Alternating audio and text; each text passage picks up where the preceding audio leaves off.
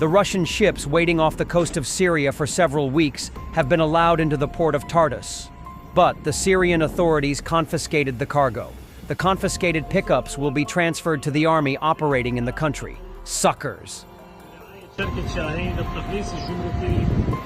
FPV drones, customized by Magyar's team with fiber optic control, can fly up to 41 kilometers deep. At this range, Russian air defense systems, MLRS, and command points are usually located. The drones are supplied by the government, while Magyar's team adds fiber optic kits and warheads. The mystery of suicides among Russian soldiers in the Kursk direction may have been explained. The commander of the combat unit, Archangel Michael, with the call sign Russ, shared his thoughts on the subject.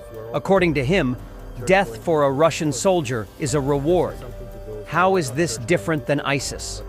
For the overwhelming majority, there is a kind of sorrow about it. Not even sorrow, but more like, how could it be?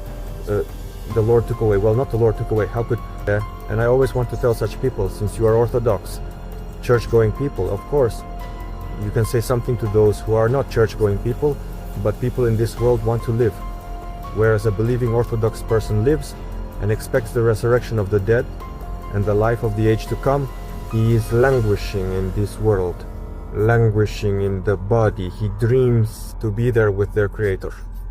For, as the Holy Fathers say, the soul is the bride of Christ, and she wishes to unite with her bridegroom in heaven.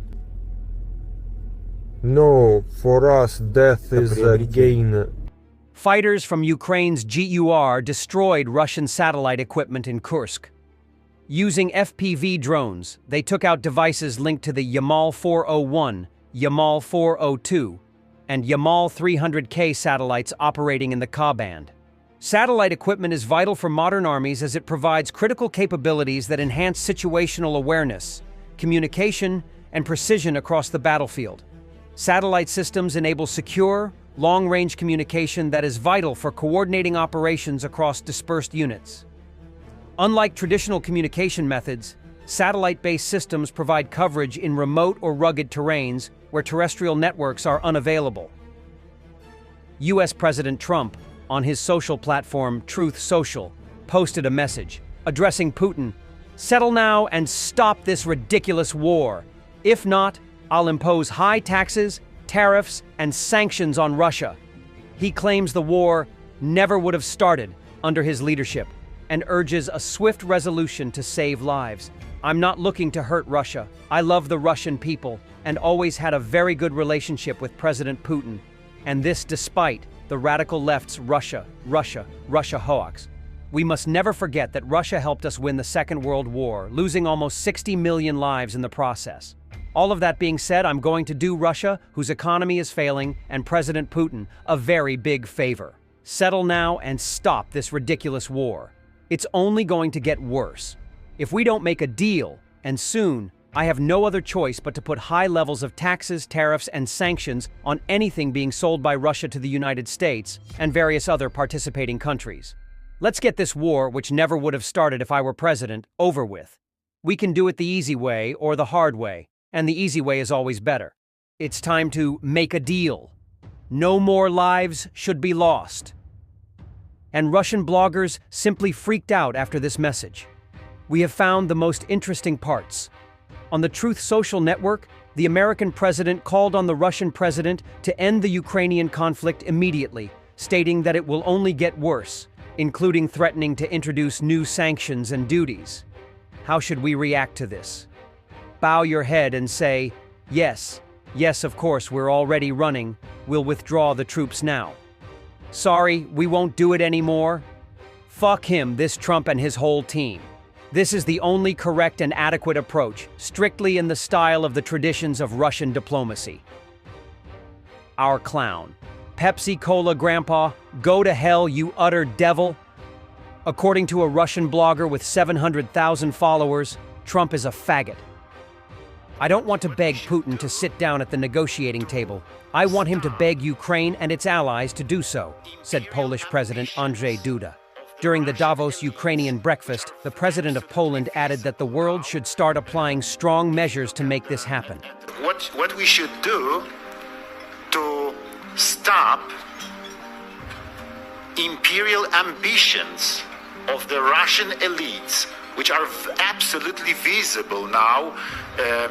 If you look at Russian aggression against Ukraine, if you look at the language they have in Kremlin, in Russian elites, if you watch Russian TV, if you see the amount and the tongues of Russian propaganda, you see what's the real problem and what's the real solution for that situation should be. So if we talk, and if we ask the question is how to encourage Vladimir Putin to sit at the table of the peace talks, my answer is we should launch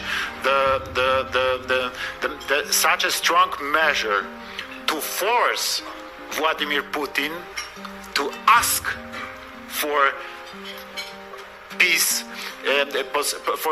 peace negotiations, yeah, because this is not the I don't want to beg Vladimir Putin to sit at the table.